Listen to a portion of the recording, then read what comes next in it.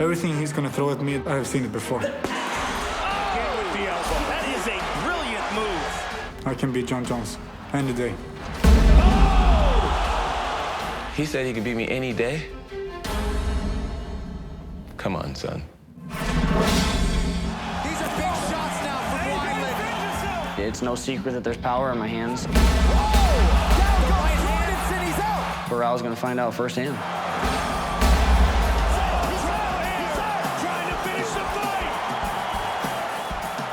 Eu acho que quem tem boca fala o que quer. Eu acho que no dia da luta a gente vai ver quem é mais rápido e mais forte.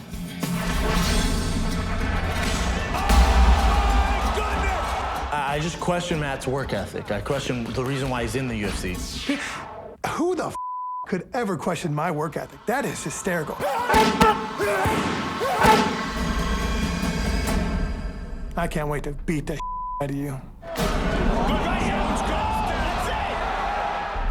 UFC light heavyweight champion John Jones tries to make history against top-ranked challenger Alexander Gustafsson. Interim bantamweight champ Renan Barão tries to take out former WEC champ Eddie Wineland. And heavyweight Brendan Schaub aims to settle his feud with former friend and housemate Matt Mitrione. The countdown to UFC 165 starts now.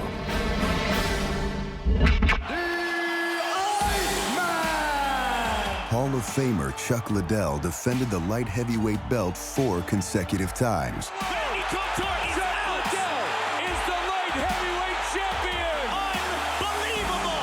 Hall of Famer Tito Ortiz defended it 5 times in a row. Tito Ortiz remains the light heavyweight champion. No one in the world better than Tito Ortiz. Get used to it. With a victory at UFC 165, John Jones would stand above the legends. John Jones remains the UFC light heavyweight champion.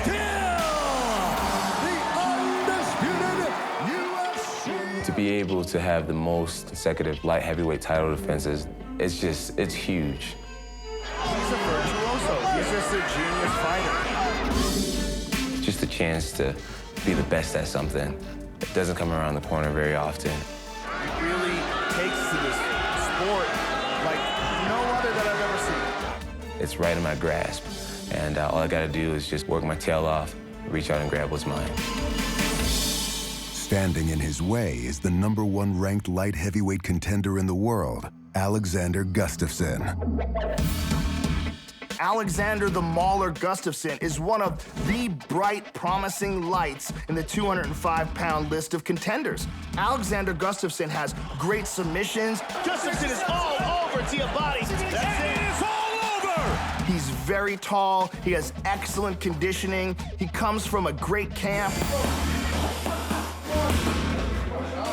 Alexander Gustafsson, I think the first time I really started to pay attention to him was when he fought Matt Hamill. Gustafsson tapped it by Gustafsson. Trying to finish this fight is the Mauler. That's it. It is all over. Very nicely done. I was like, very impressive. And, the Vladimir Masterchenko fight, another fight, he finished Vladimir in the first round.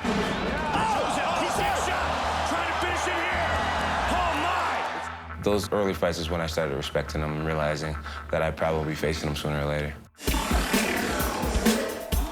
Just wanted to fight me a long time because I'm the only guy in that division that can challenge him. Gustafsson may very well be the greatest contender to come out of Europe in a decade. Would be nice, to beat a guy who's tall, who's young. Oh, nice counter. There's the knees. The knees of a man this tall can be lethal. This is a fight that I've asked for, and I'm just really confident that, I'll come out on top. And now Jones looks for the takedown by John Jones. He's a wrestler, I'm a striker. Oh! But the same size.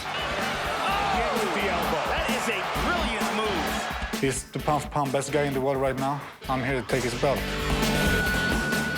I can beat John Jones any day. I want it more than him. He said he could beat me any day? And he wants it more than me? Come on, son. Come on.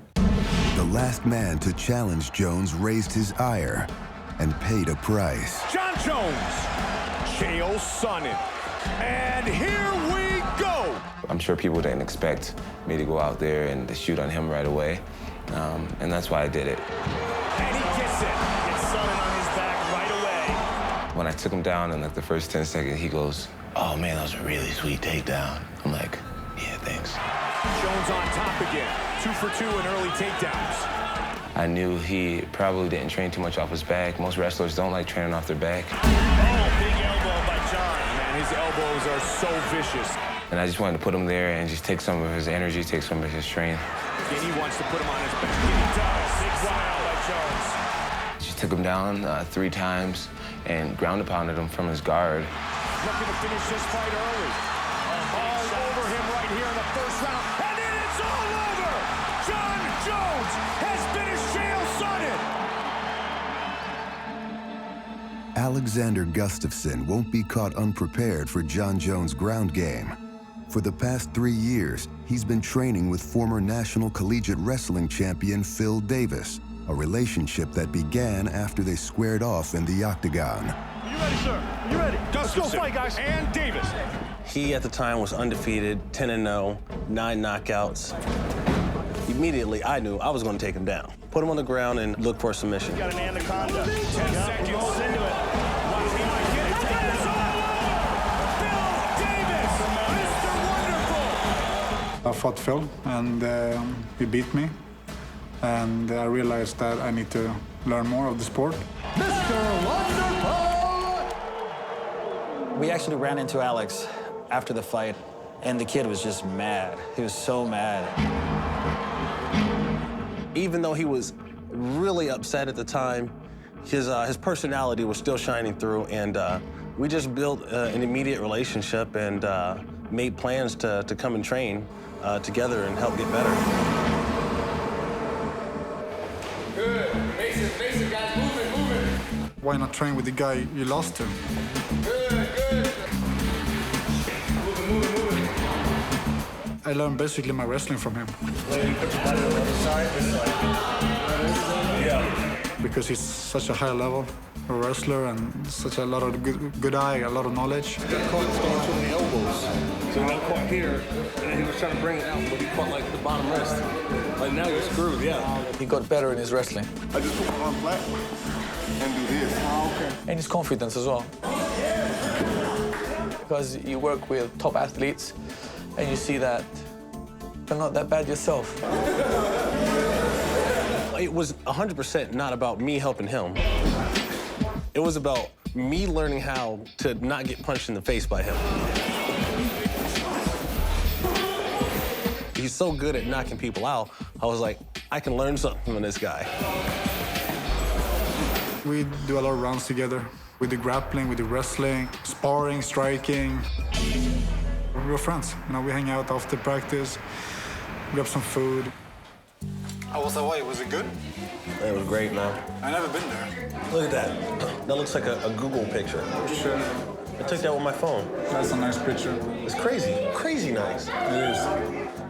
He has 2 other siblings, I have 2 other siblings. He grew up in Stockholm, like a rural area, lots of farms. And to me, like, when his parents were telling me about where he grew up, I was like, man, that sounds a lot like Pennsylvania.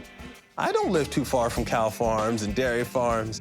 All these similarities, I would have never imagined it. Of course, if Gustafsson defeats John Jones, the partnership could be challenged. Davis, currently ranked 4th in the division, is closing in on his own title shot. If you're talking about the title chance here, you know, we both are professionals. We want that belt. We want to be number 1. You know, let's go for it. Let's do it. It'll be fun and it'll be fair, and either way, the belt will come back to the same gym.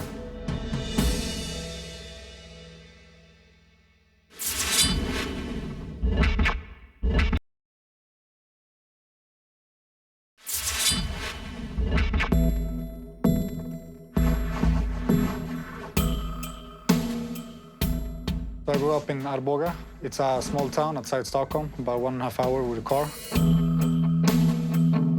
It's a small town with 10,000 to 12,000 people. It's a quite nice city with a lot of houses and streets from way back, talking about 1500.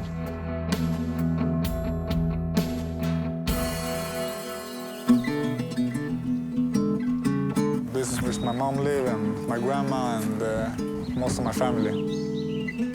My dad is a farmer, and my mom, she's a nurse, and she is a bed and breakfast owner. Here is my mom. She's the owner. Hello. I started boxing just because my friends did it, more or less. I wasn't serious at all. I was just a young kid. And then when I was 19 years old, I started MMA. A friend of mine introduced me to the sport. I looked at YouTube, saw that, fighting clips with Shogun. He is indeed an MMA superstar. I've been doing it since then, every day. I got a call saying that there was a strong, big brawler at the gym that was kicking the hell out of everyone. My curiosity kicked in. So the next session, I got all my Top Guns out and tested him. And he did very well. I started competing amateur. I won the amateur fights and started competing as pro, and I won those too. After winning his first 8 fights, 6 by knockout, 22-year-old Alexander joined the UFC. I was nervous. I didn't really know what to expect. The Mauler Gustafsson! He was a little bit stunned by the event itself. Fight! But when he settled down, it took one shot and it was over.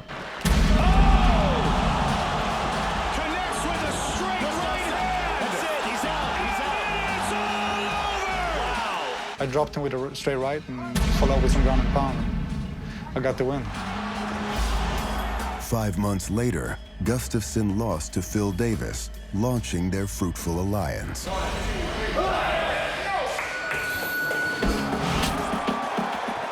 First camp with us was thoroughly about it. Bring it on, come on! He felt super confident, set the pace real high, and just took the fight to it. On paper, was a better striker than him. Good close ball. Nice left hook by Gustafsson. Oh, rocked him again. Giabatte's hurt. And just outclassed him. TKO'd him, took him down, and then finished him with a rear naked choke. Gustafsson is all over Giabatte. That's it. It is all over. It's just beautiful to see it go from the gym to the octagon and see it happen so seamlessly. Let's do this.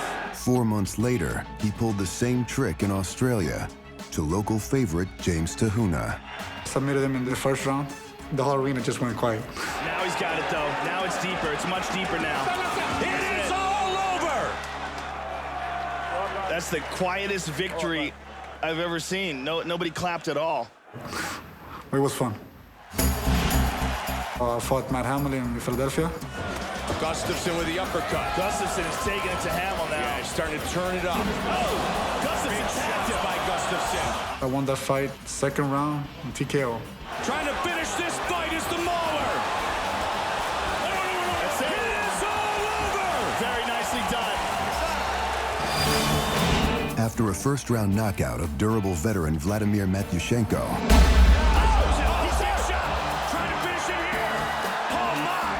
Gustafsson was given top billing on the first UFC card ever held in his home country.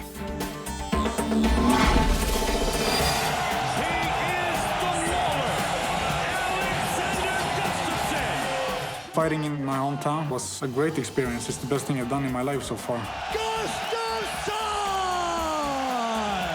When he fought in Sweden, was probably the most excited and nervous at the same time I've ever seen Alex, carrying the weight of a country behind him. Our main event is underway. The Mauler connects early. He showed in that fight that he is capable of winning against one of the more dangerous guys at 205 pounds. No doubt. Nice uppercut again by the Swede. And winning it in Thiago's toolbox in a striking contest. Did not take the fight to the ground, stayed primarily on their feet. Big shot by Gustafsson. Silva covering up. It was a great experience, and it's something I will, have with me the rest of my life. Last December, having ascended near the top of the division rankings, Gustafsson was asked to pass a final test, his childhood hero, Shogun Rua. I've been looking up to Shogun when I started fighting in the MMA. When I got the shot to fight him, it was a little bit unreal for me.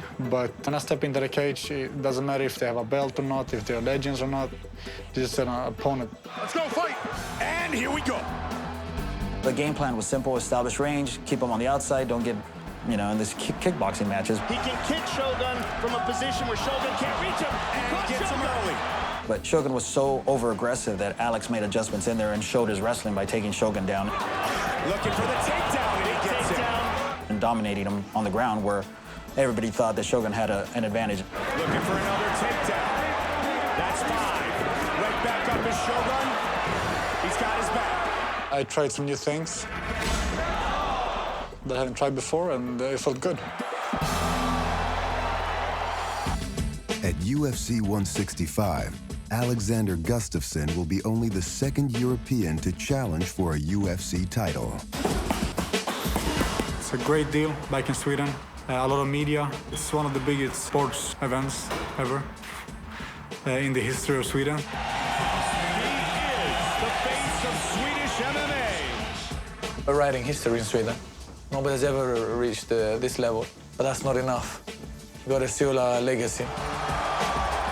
When I get that belt around my waist, it's a dream come true for real. I think about it every day when I train, when I'm working hard, when I want to quit in training. You're sweating, you're crying, you're beating, and like all that, Just the only thing I have in my mind is the belt. That's what makes me go through everything.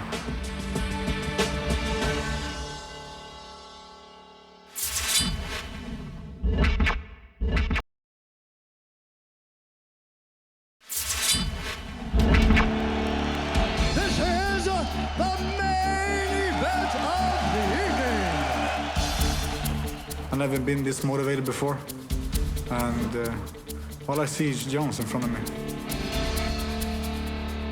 The problems and pitfalls that people have had fighting Jon Jones is thinking about what they need to avoid. We don't have that. We're coming in and taking the fight to him.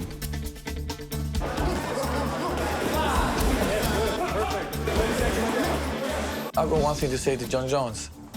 Everyone else is trying to survive the fight. We're coming to win. There's a clear advantage in the striking category, and that advantage goes towards me. Spinning elbow. Nice knee. Another one. Oh, good left hand. Jones looking to tee off. In with the elbow. That is a brilliant move. I really embraced the whole art of stand-up fighting, which is mixing in takedowns and fake shots and kicks and punches and elbows and spinning techniques and flying techniques. Jumping kick attack by Mr. Jones. We have a speed advantage.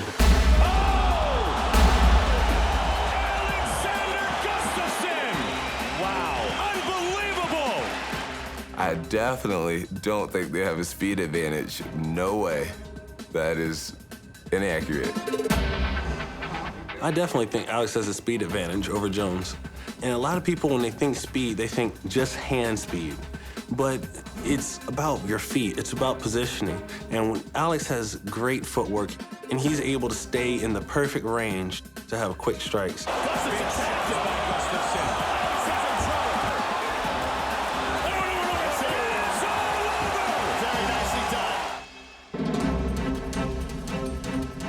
Jones has been able to establish an outside game on 90% of his opponents. He won't have that advantage here. Uppercut, too, and another knee. Jab, and then he's rocked him! The Mauler connects early. One of the things that makes Alexander Gustafsson so special, he is 6'5". He is as tall and taller, in fact, than the champion Jon Jones. The knees of a man this tall can be lethal.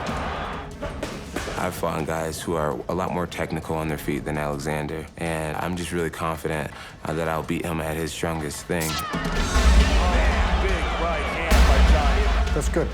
That's good. I want him to show the world that he can box. I can make sure after the first combination, he won't stand anymore. He will look for that takedown, and I know that. Immediate tie-up and takedown. And he wants to put him on his back. And he does. Oh, my goodness! How good was that? Sure, I'll take him down at some point in the fight, too, but I'm really excited just to prove to people that, I'm one of the best strikers in the division.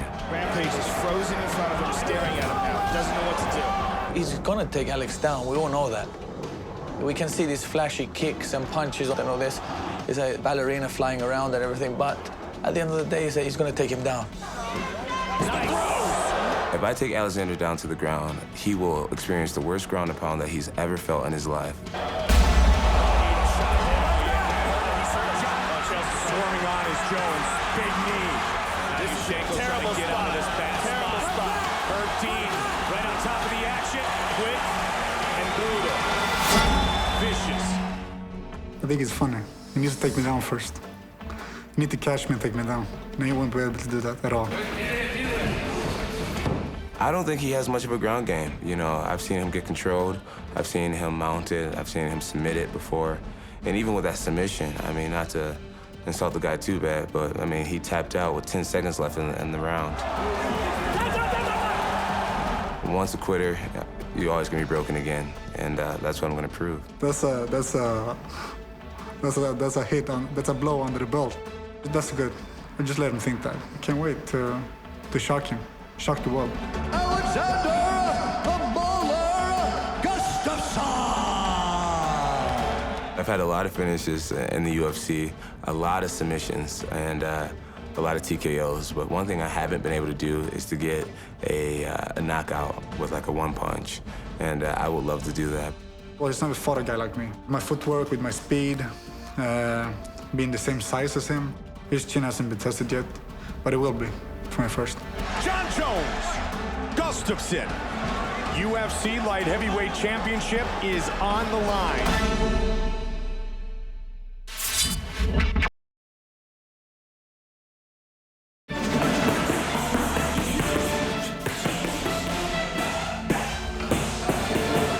Barão versus Eddie Wineland is a very important and a very intriguing fight for the UFC's bantamweight division. Another right, and another right from Eddie Wineland. These are big shots now from Wineland. Vicious left hook. Flying knee by Barão. Renan Barão is the UFC's interim champion, while the current champion, Dominic Cruz, recovers from his second knee surgery in a row. In February, Renan Barão put his belt and a 29-fight win streak on the line against 15-1 Michael McDonald. Nice left hand by McDonald, now trying to keep it pouring on. Big right hand on the temple of Barão. Barão is hurt. A gente sabia que ele tinha um golpe de mão direita bem forte, ele era perigoso ali no começo de luta, né? McDonald, you really have to watch out for all of his strikes, but it's his right hand, and if he lands it, it could be over. Então, acho que o maior perigo era esse, a maior preocupação era essa. Round 1 belonged to the challenger. Then the champ went to work. A beautiful front kick to the face by Barão. So explosive with those kicks. A gente botou uma estratégia de ficar agarrando ele ali os primeiros rounds, cansar um pouco o braço para não ter tanta potência no soco, e depois eu ia soltando mais o meu jogo.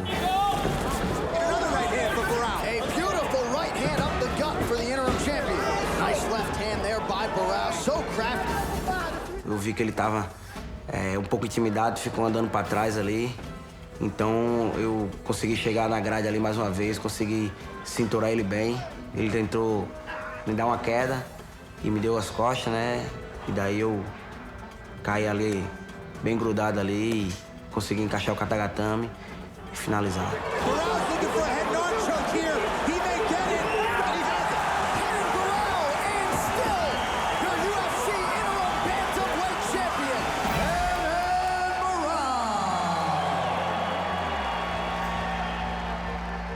Renan Barão is one of the most spectacular fighters in any UFC division. He is a candidate for anyone's top 10 pound-for-pound list in all of mixed martial arts. Can he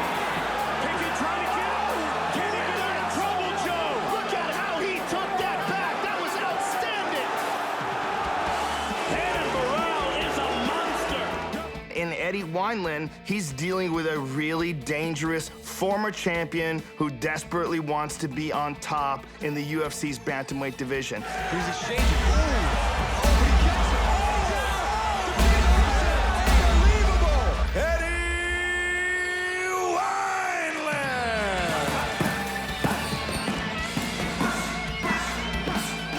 We have seen a constant rate of improvement from Eddie Wineland, and his last two victories really highlighted that.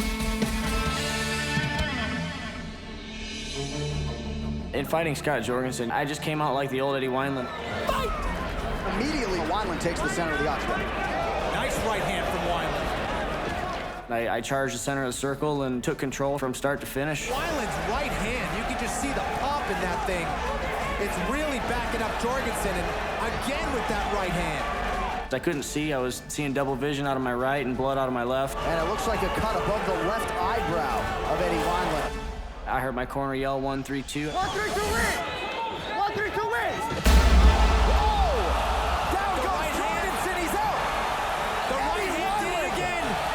I just swung for the one in the middle, and it put him out. It's the best feeling in the world. I heard my corner yell 1, 3, 2, and it was bang, bang, bang. Good night. Jorgensen is a very tough, very durable guy, and the way Eddie Wineland took him out was nothing short of spectacular. Being the first person to finish Scott with a KO was awesome. That's a testament to how hard I hit. I think that shows the power that I actually possess in my hands, and I'm capable of putting anybody out. The Pickett fight was a huge win. It pushed me into a #1 contendership spot. Brad Pickett and Eddie Wineland.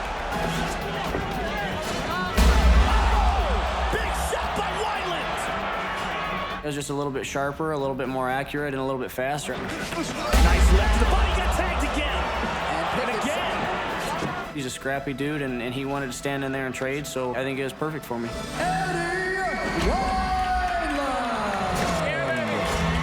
Those are two huge wins in a row for Eddie Wineland. The victories resulted in a phone call that Eddie's been longing to receive. I had just finished my workout. I looked at my phone, and it was a message from Schaub. It said, "Renan Barão, can you be there?" I got super excited. I ran into the kitchen. I kicked a chair and threw my phone. And then I had to pick my phone up to make sure I didn't break it so I could reply yes. Everything I've done over the last 4 years, it's all built up to this. Now we're partying. My strength and conditioning coach told me when I first started working with him, he said, "I'll work with you, but we're not working for 6 weeks." It kind of confused me at first. He said, "We're not working for 6 weeks down the road. We're working for 2 years down the road. We're working for big-time fights." And 4 years later, here we sit, we're fighting for a title. He was actually the very first WEC bantamweight champion, and a guy who's been a champion wants to be a champion again. Slam him! Another right, and another right from Eddie Wineland. You know, this is a once-in-a-lifetime opportunity. Last one. How many people can say that they fought for a UFC championship belt? That's kind of the prized possession of MMA, and here I sit ready to fight for it, and it's an awesome feeling.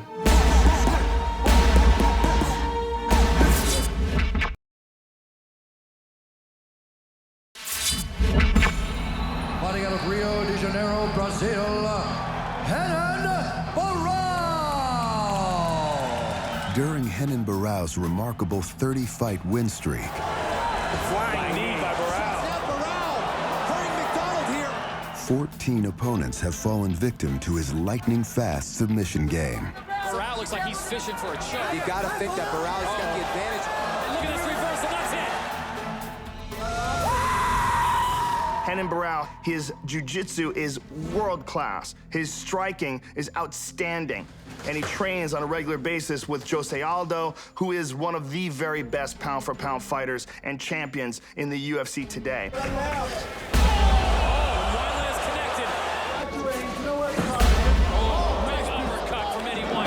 The body got tagged again. And again. Game plan is punch him in the head until he falls down. Down goes Jorgensen, he's out! Eddie Wineland does it in tremendous fashion. Eddie Wineland really truly believes that he can knock out any man in the world if he can get on him and clip him and put him away. Wineland has more knockouts than any bantamweight in UFC or WEC history. Nearly 90% of his significant strikes are at distance. testament to his superior boxing skills. Já lutei evento que o Wineland lutou, já vi algumas lutas dele, né? Então sei que ele é um cara duro, um cara bem perigoso ali, um cara que luta bem em pé, um cara que se movimenta bem. Minha parte de boxe bem mais combinação do que ele, minha parte em pé, né? Eu acho que tem uns golpes tão fortes quanto o dele ali. Oh, nice leg kick there by Barão. So explosive with those kicks. I have kicks, I have knees, I have elbows. I possess everything in that arsenal. Good left roundhouse kick by Wineland. But I choose not to use it because the straightforward boxing, the in and out, and the side-to-side angle has worked for me for how many years now? If it's working, why get away from it? We're seeing faster combinations from him. We're seeing more endurance from him. We're seeing him push a faster pace. The speed of it, which Eddie Wineland works, is so impressive. And a nice quick right hand lands for Wineland. There's nobody at 135 pounds that has better conditioning than I do. If I can be stronger than you for those 15 or 25 minutes, you're gonna have a hard time doing what you want to do to me. Oh, nice right uppercut. Now I have free range to do whatever I want. Big shot by Wineland! In Barão, Wineland may have met his match. The champ has never been outstruck in a UFC or WEC fight and has never been knocked off his feet. Barão shows very high-level striking and footwork. He's incredibly fast. He's very diverse in his attack, very unpredictable. Over the top. There's the leg kick and a big combination. And pushing forward again is Barão. Hennon's striking it's very unorthodox. It's hard to deal with. He throws a lot of punches, and almost everything's followed with a kick. He's got a lot of flying stuff, a lot of spinning stuff, and that's hard to deal with, it's hard to prepare for, and either way, I'm gonna be ready for it. Spinning back kick to the body, flying knee. He's very creative inside the octagon and very fast with his reflexes and his ability to capitalize and small openings. Ready to fight? Bring it on, come on. Brad Pickett is one of the toughest, most durable guys in the UFC. But he clipped Brad Pickett with a big knee to the chin.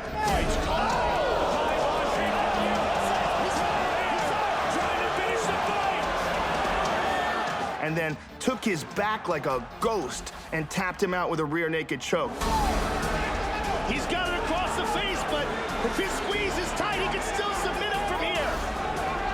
It's all over. Barão is a monster.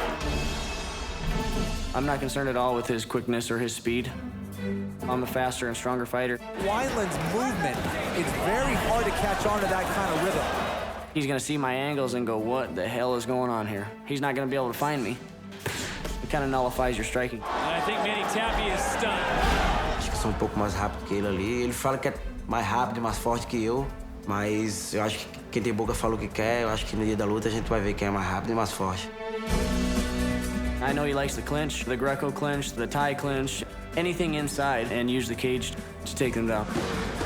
We end up in a clinch, we're gonna see who the stronger man is. If Wineland's wrong, look out.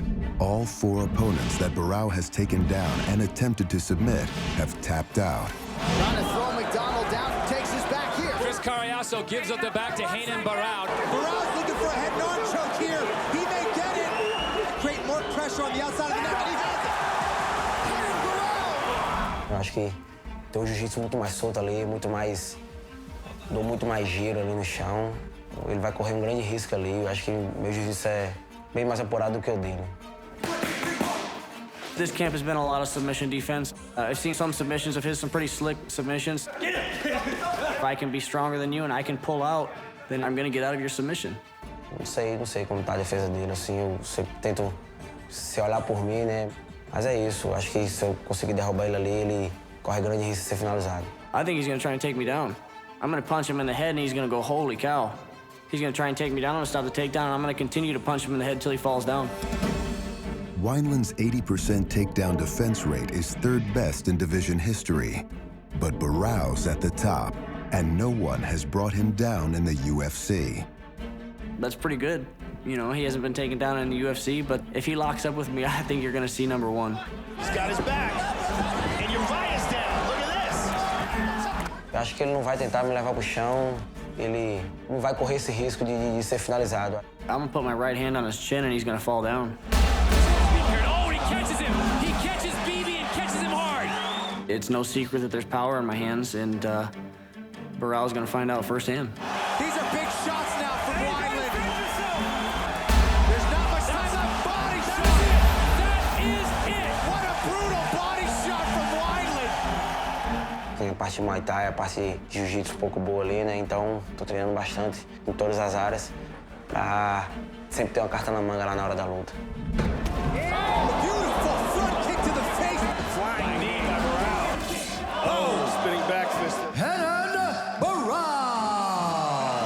I don't mind being the underdog. Count me out, put your money on the other guy, you're gonna lose it. Good job, and he is out. That is it. Unbelievable. Wow, Eddie Wineland with the big slam for the knockout. I absolutely 100% will be the next UFC bantamweight champ.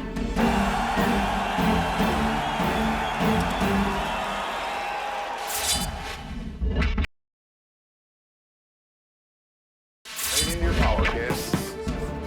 Bang. Matt Mitrione has spent most of his MMA career training in his home state of Indiana.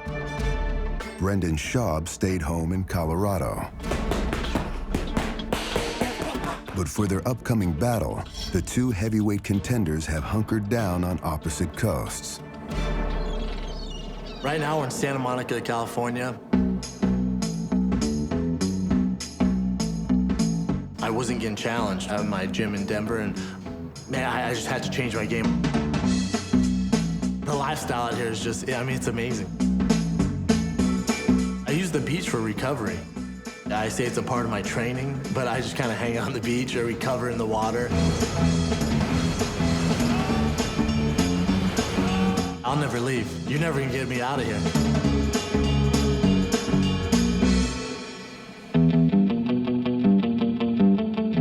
I train for all my fights almost exclusively down here at the Black Zillions in Delray Beach, Florida. I realized that after my Czech Congo fight that I really needed to develop. I needed to understand things I did wrong. I get beat up by everybody in this place, and I take my ass whoopings freely. I'll train with anybody I can as long as they can whoop my ass and then afterwards tell me how it happened.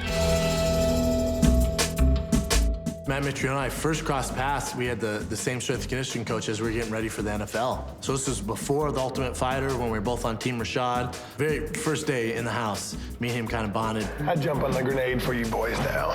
Sounds like you threw the grenade this time. He was cool to me, he knew me, so I think he knew that I wasn't the head case that I was showing myself to be. Stop the voices in my head, so I can think. Matt was just a goofball in the house. Guys hated him.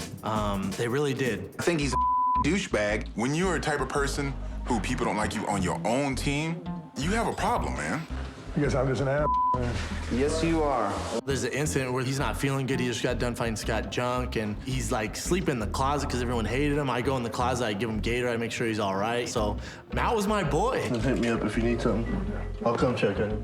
We filmed that almost 4.5 years ago. I probably talked to him at least once every 2 weeks still. And Matt was a close friend. Where we differ the most is that I think he has an inflated sense of self, and he thinks he's a whole lot better than what he is. When Schaub and Mitrione were paired up to fight, a Twitter war ensued, and the friendship suffered.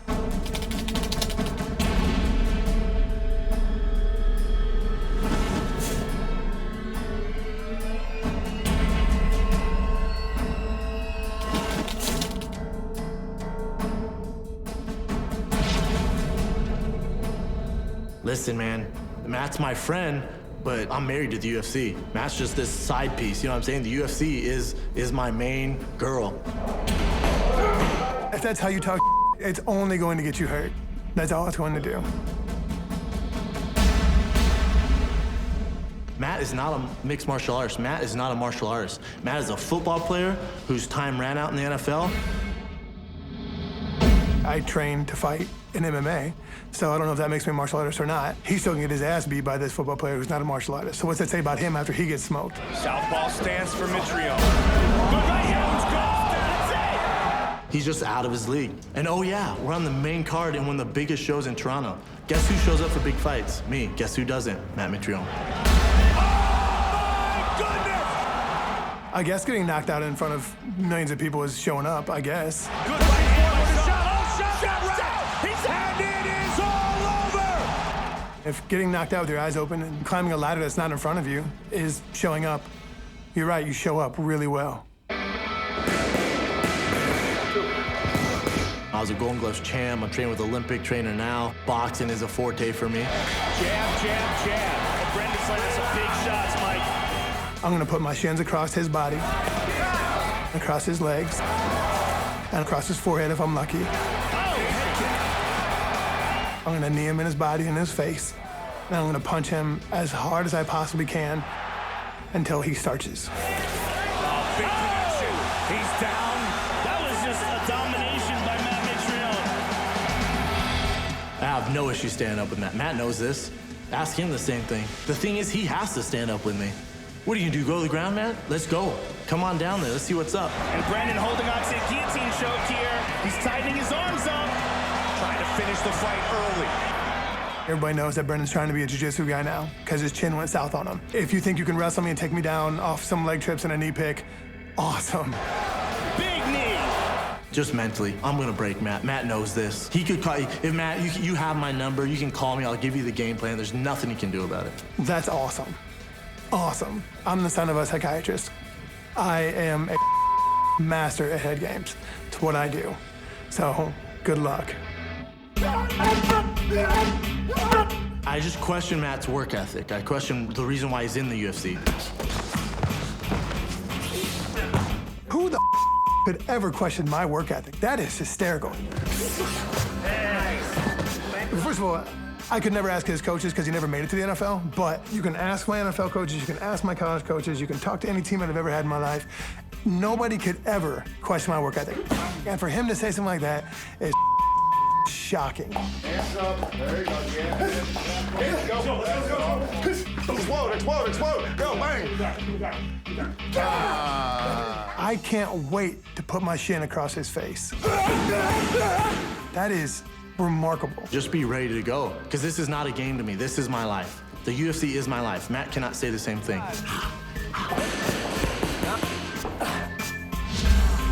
I'm gonna get my win money. And it is all over. Matt Mitrione by knockout. And I'm gonna hurt him in the process. I can't wait to beat the out of you.